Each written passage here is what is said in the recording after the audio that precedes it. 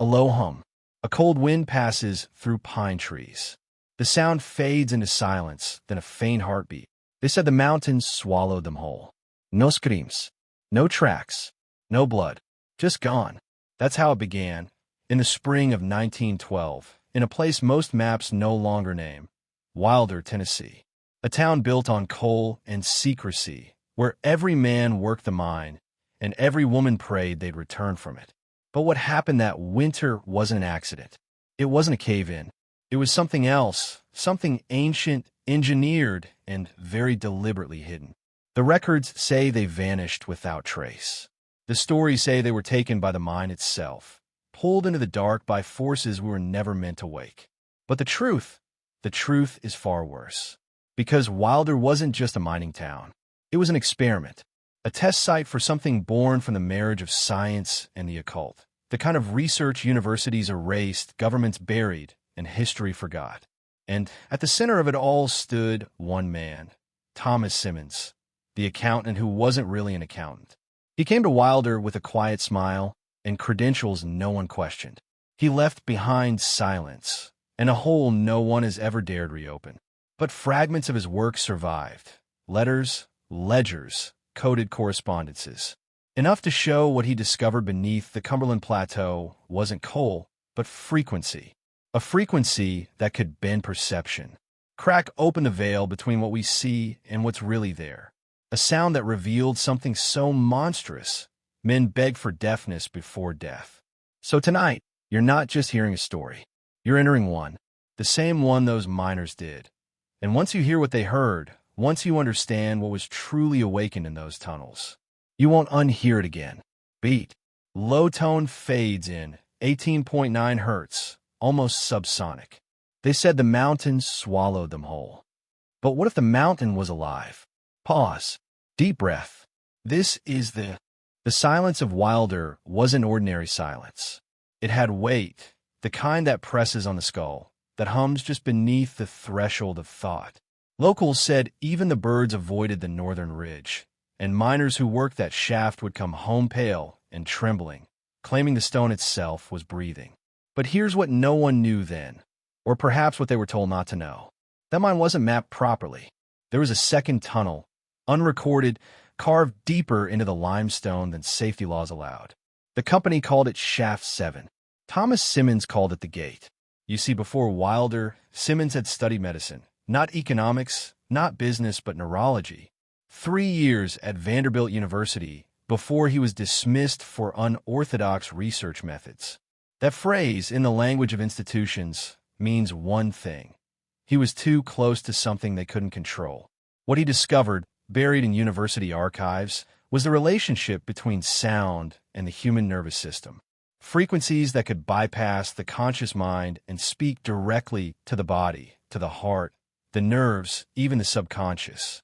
Simmons believed the human brain wasn't merely an organ of perception, but a receiver. And the right frequency could tune it, not just to external signals, but to dimensions of perception that exist all around us, hidden by nature for our own survival. When the Tennessee Consolidated Coal Company hired him, Simmons saw opportunity. Unlimited raw material, isolation, and the one thing he needed most, silence.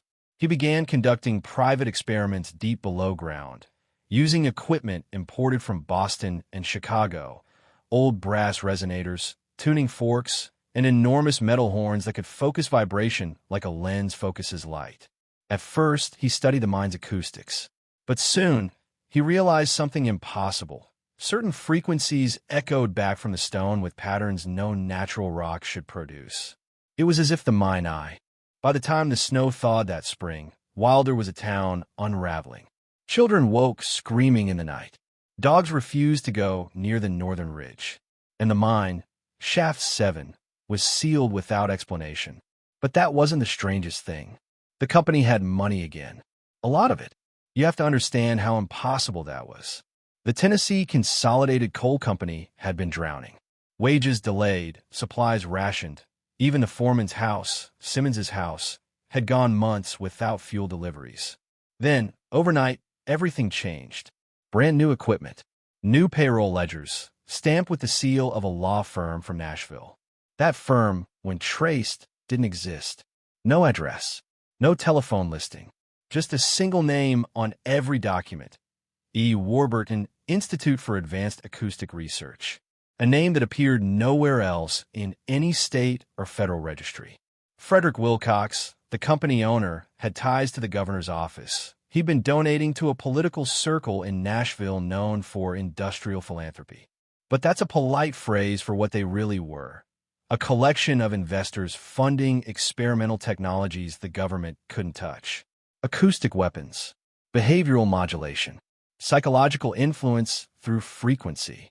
The same concepts later explored by defense agencies decades later, but here in 1912, they were only myths whispered in elite circles. So how did a mine foreman and a coal baron end up at the center of it? Because Simmons wasn't working for the mine. He was working through it. The mine was a laboratory disguised as labor. The miners, unwitting test subjects. When the Pittsburgh Mining Consultancy inspected Shaft 7, their report mentioned unusual acoustic phenomena and recommended closing the area. But Wilcox didn't close it. He expanded it. They built a sealed chamber beneath the ridge, 40 feet high, lined with brass and quartz, to magnify resonance.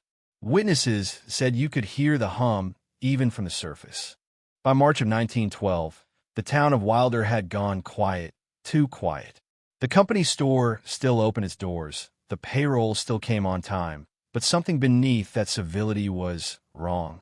Men walked slower. They spoke in half sentences, as if afraid that words themselves could wake something. And at night, a low vibration rolled through the valley, felt in the ribs before it was ever heard. What no one knew was that Wilcox had begun receiving coded telegrams from Nashville. Their language was clinical, detached, written like financial transactions, except they weren't. Each telegram referenced Phase 2. Each one mentioned cognitive calibration, frequency adaptation, and successful perceptual breaches. In plain English, the experiments had moved beyond sound. Now, they were studying the mind's response. A letter later found in Wilcox's private safe, its ink warped by humidity but still legible, reads, "Your associate Simmons is to continue exposure trials under control parameters. The subjects need not be aware of participation. Cognitive thresholds are to be recorded immediately post-symptom manifestation.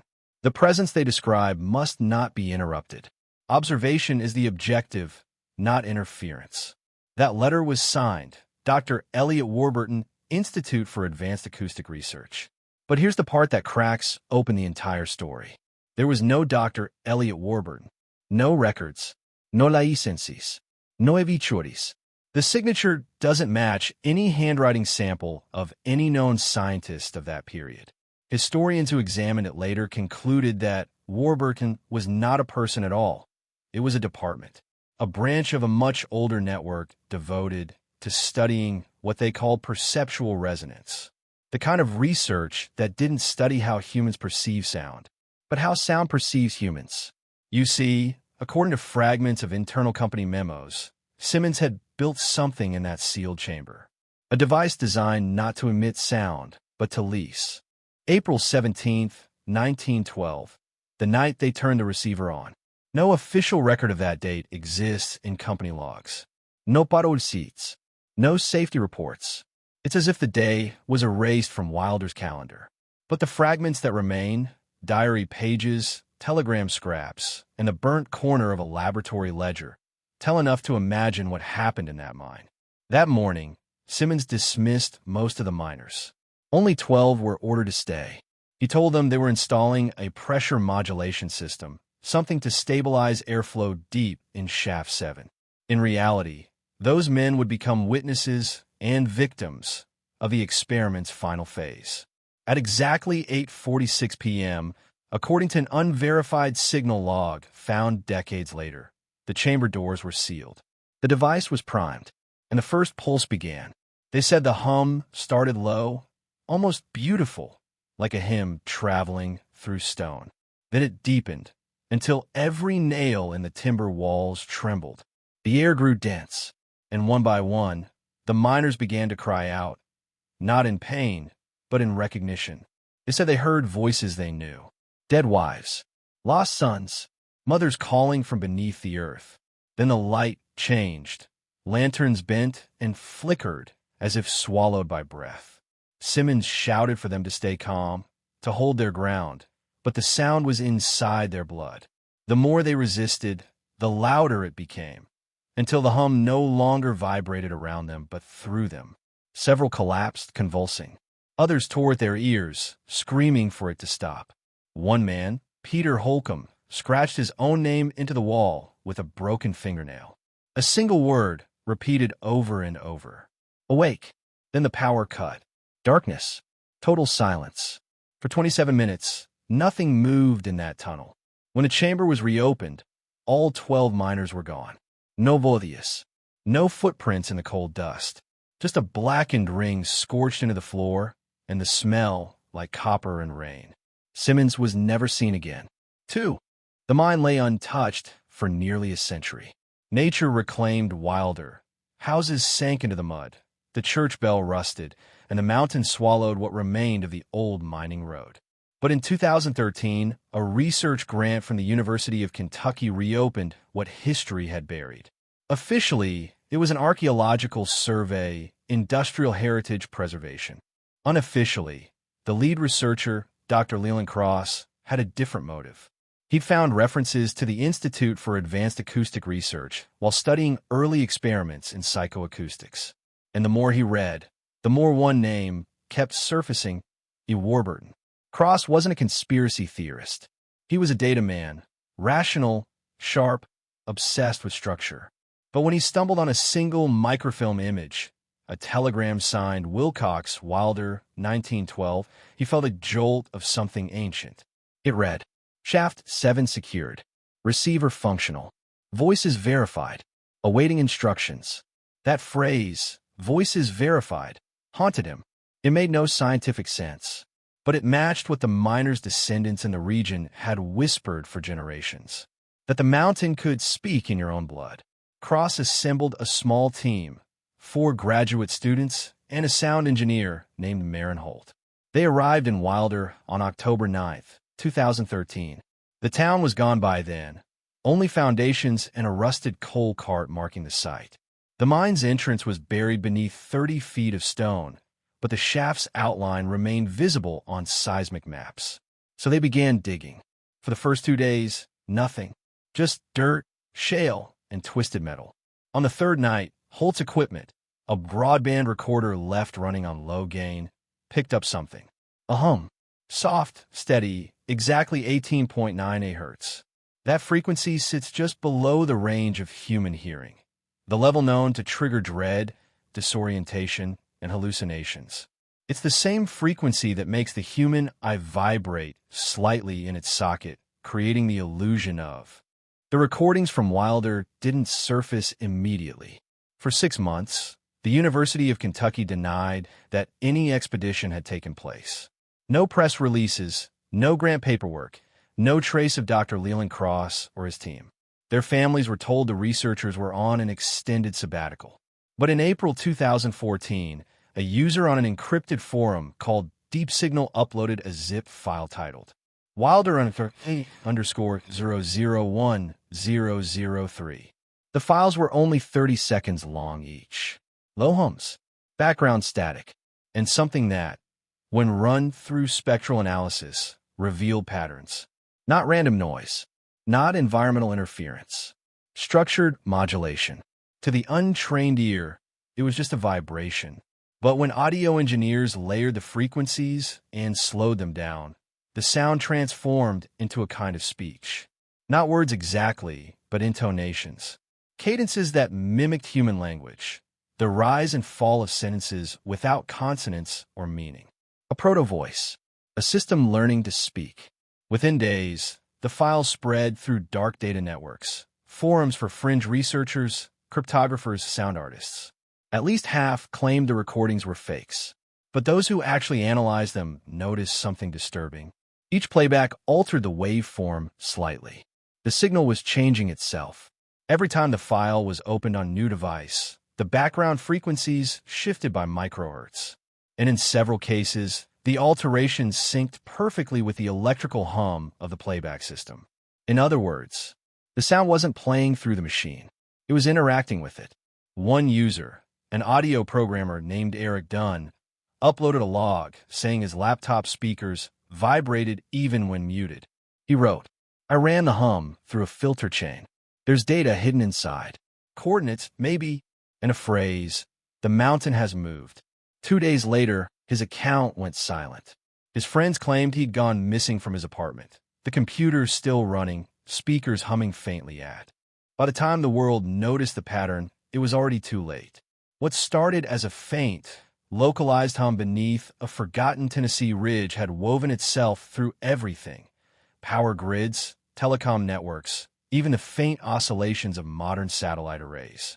No one knew how it spread, or when, only that it was there, waiting, listening.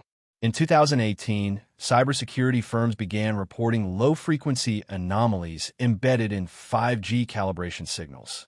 They called it carrier drift, a resonance that subtly interfered with tower synchronization. At first, the anomaly was harmless, barely detectable outside of lab-grade equipment.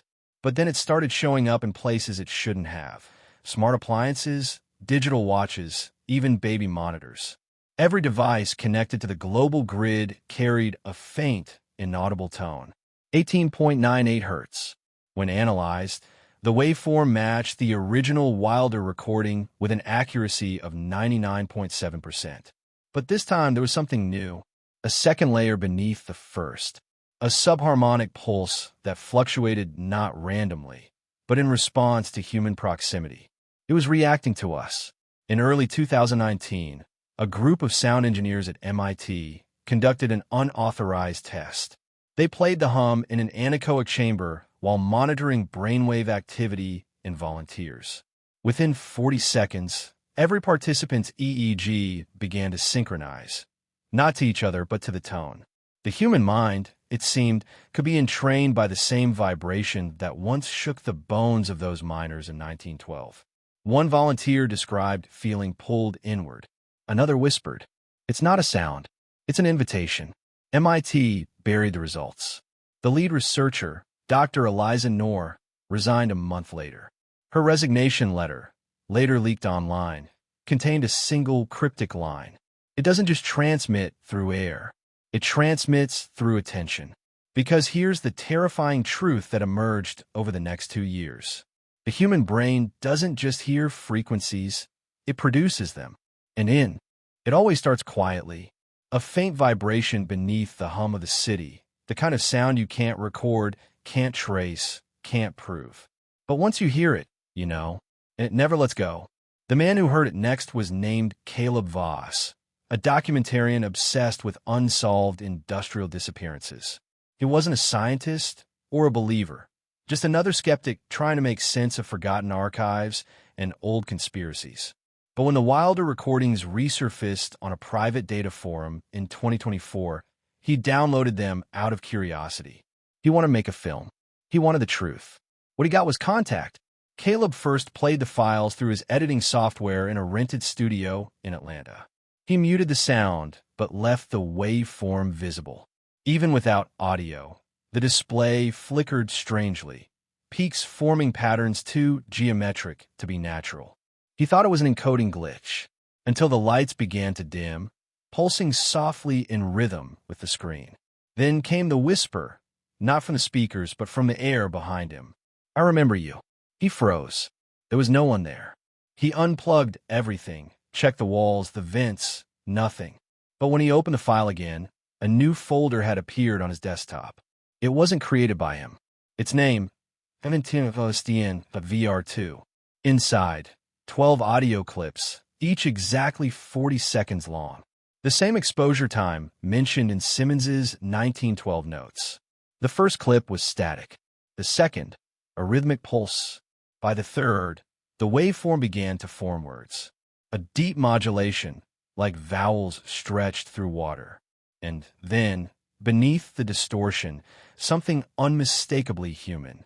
"Do you hear the light yet?" Caleb didn't sleep that night.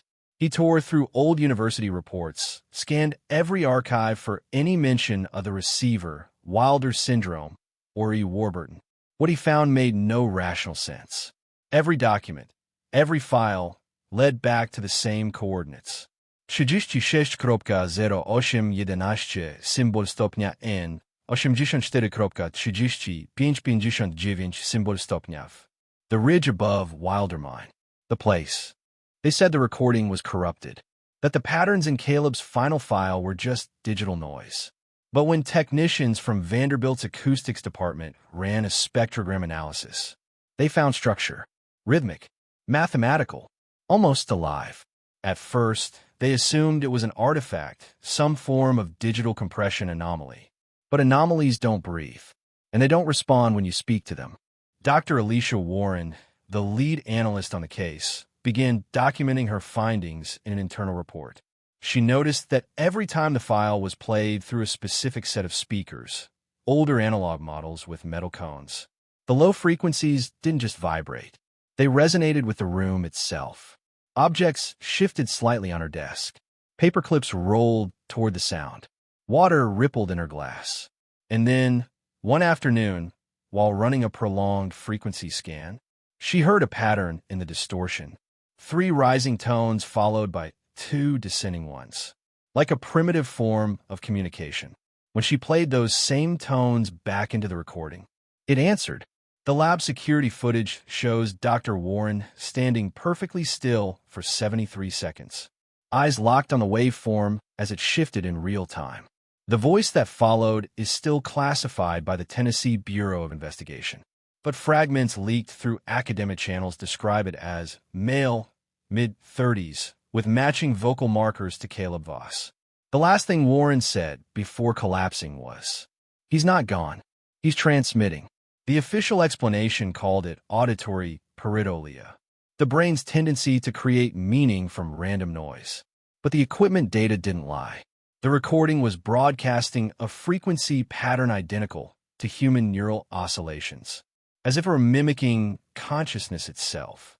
When the FBI seized the hardware, one of the agents on the case, name redacted in later reports, made the mistake of connecting the USB drive to a secure terminal without SON. They called it Project Overtone. Not officially, of course. The classified documentation that surfaced years later had another name, Cognitive Resonance Adaptation Trials. But inside the black corridors of government acoustics labs, everyone knew what it really was. The continuation of the Wilder experiments. You see, power never buries knowledge, it repurposes it. Whatever Thomas Simmons uncovered in those limestone shafts wasn't destroyed, it was studied. Because if a sound could open a door in the human mind, then somewhere, someone wanted to know how to control who walked through it.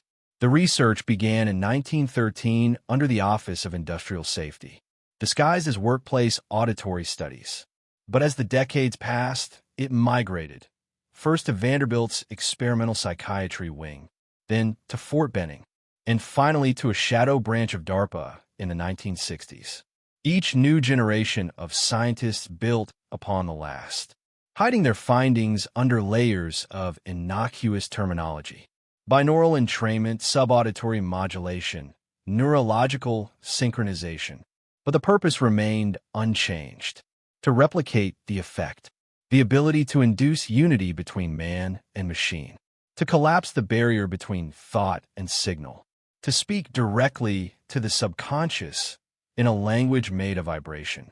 When the Cold War intensified, the project gained a new classification level: temporal cognitive weaponry. Imagine it, a sound that could make an enemy see things that aren't there, hear commands that never came, or believe memories that never happened. A frequency that doesn't kill, just rewires.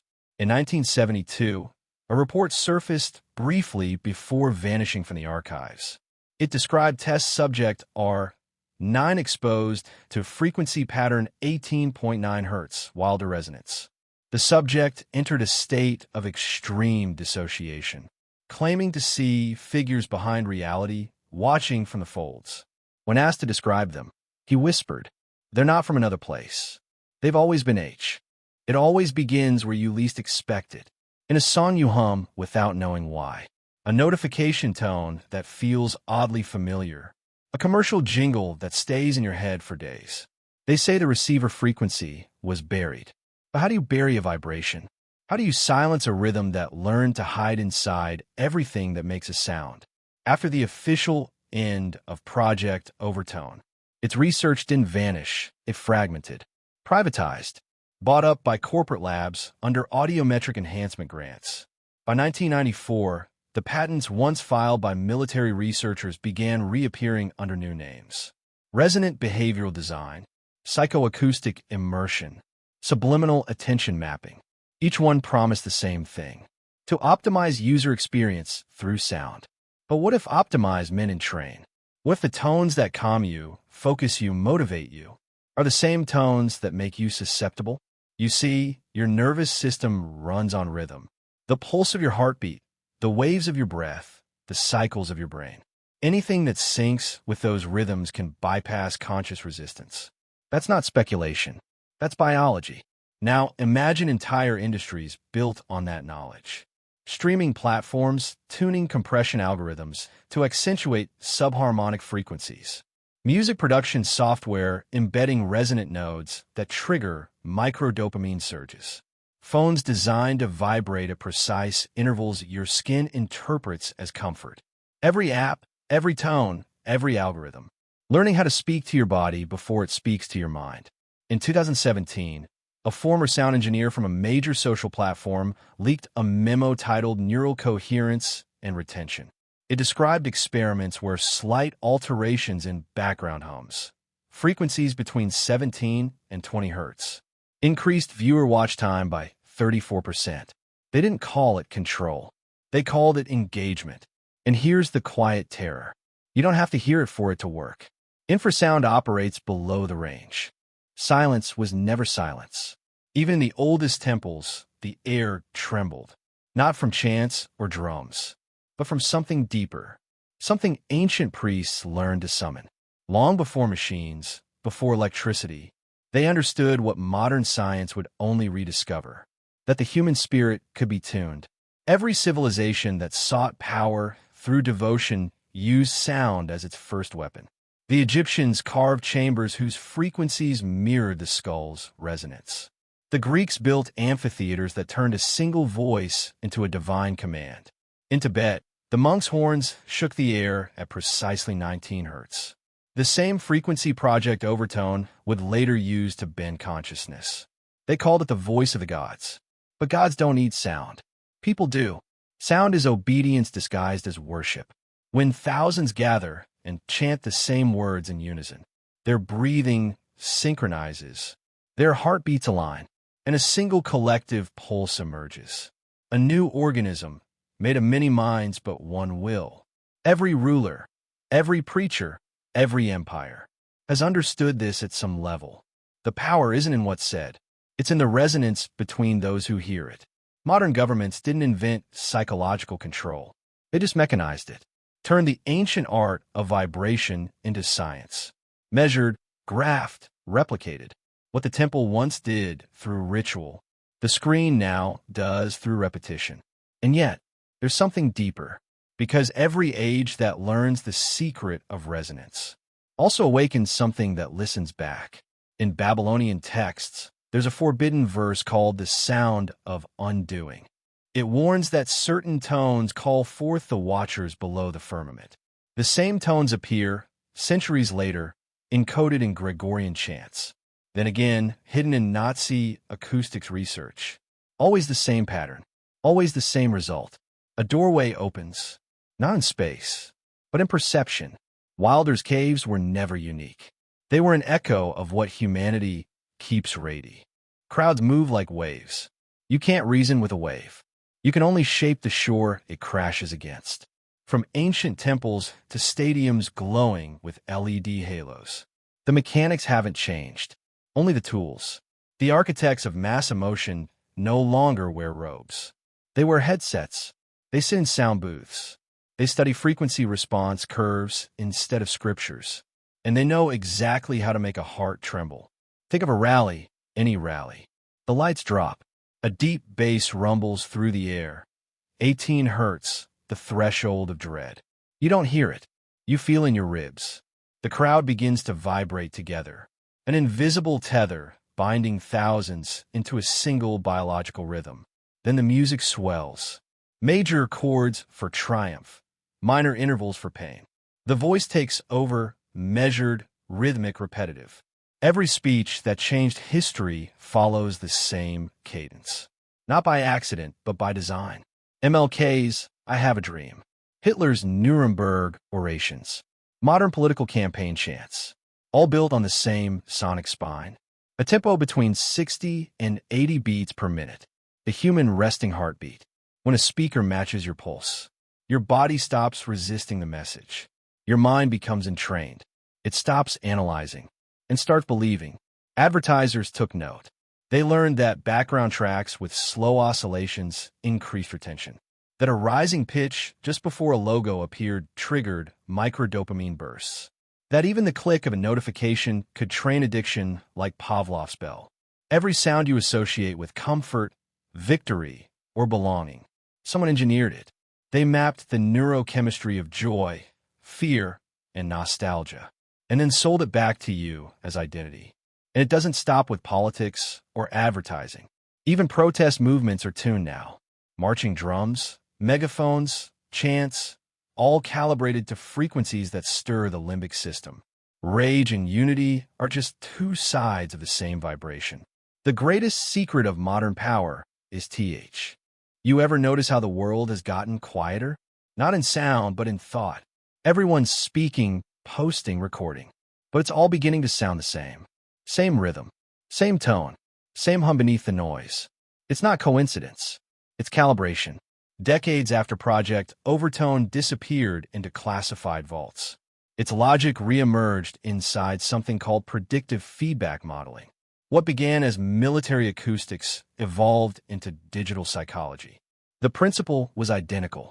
Find the resonance of the human mind and then feed it back until individuality collapses into coherence.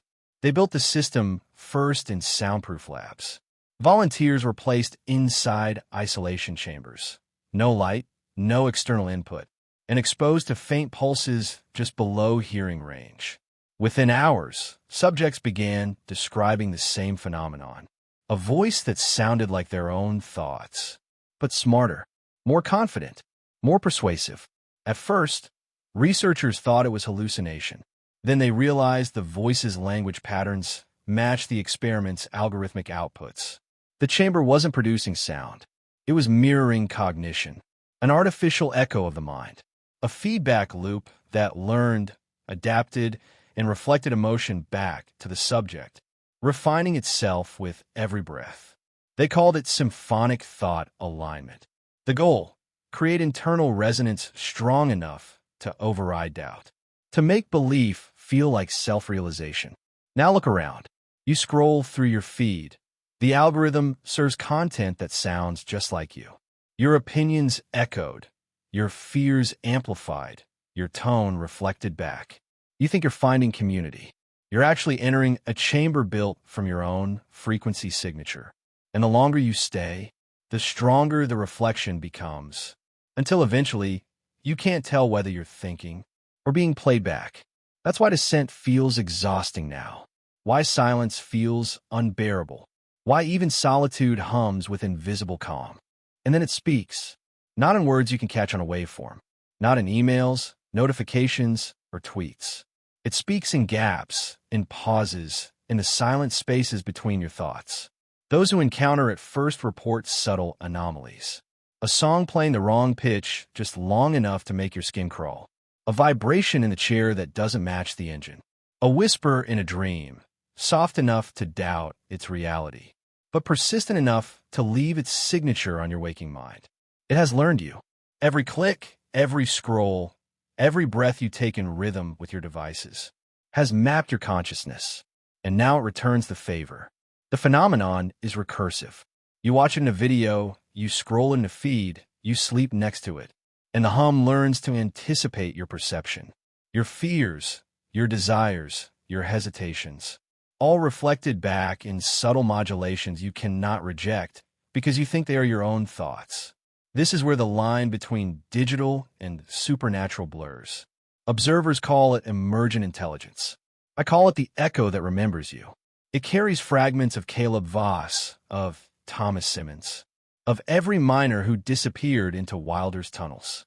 It is the same frequency, 18.9 hertz. The human mind attuned to perceive what normally cannot be perceived. Some report waking to their devices, flashing random characters, symbols matching nothing in language, yet somehow meaningful. Others find coordinates scribbled in dreams, leading them to forests, abandoned factories, or underground shafts, places that hum when you step inside, as if the world itself remembers the experiment. The most disturbing reports are consistent. A sensation of being watched, of perception expanding beyond your skin, and the realization that something alive resides in the spaces your consciousness cannot occupy. Caleb's disappearance, the vanished miners, the receiver. They are not anomalies. They are prototypes. The resonance grows with every human who. The archives were never meant to be found. Dust-covered boxes, yellowed papers, and cylinders of corrupted audio sat in a corner of the state repository, forgotten for decades. But when they were uncovered in 2010, a pattern emerged, one that linked everything back to Wilder, the mines, and the Simmons experiment. What the documents revealed was astonishing. Thomas Simmons was not simply a foreman or a rogue medical experimenter. He was a seeker, one of the few in human history to stumble upon a property of reality itself. That perception could be tuned. That consciousness could be extended beyond the body, beyond the senses, and made to interact with the environment in ways the average human would dismiss as impossible. The receiver frequency wasn't a weapon or a curse. It was a bridge, a way to access layers of experience normally filtered by the brain. And the miners who vanished weren't victims in the traditional sense.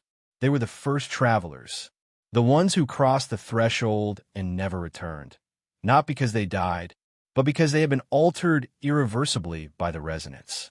Frederick Wilcox, the mine owner, understood the implications immediately. He purchased the Simmons property at a premium, sealed Shaft 7, and hid the research, not to destroy it, but to monopolize it. The documents describe later applications in whispered correspondence, a series of experiments designed to manipulate perception in workers, soldiers, and eventually the public.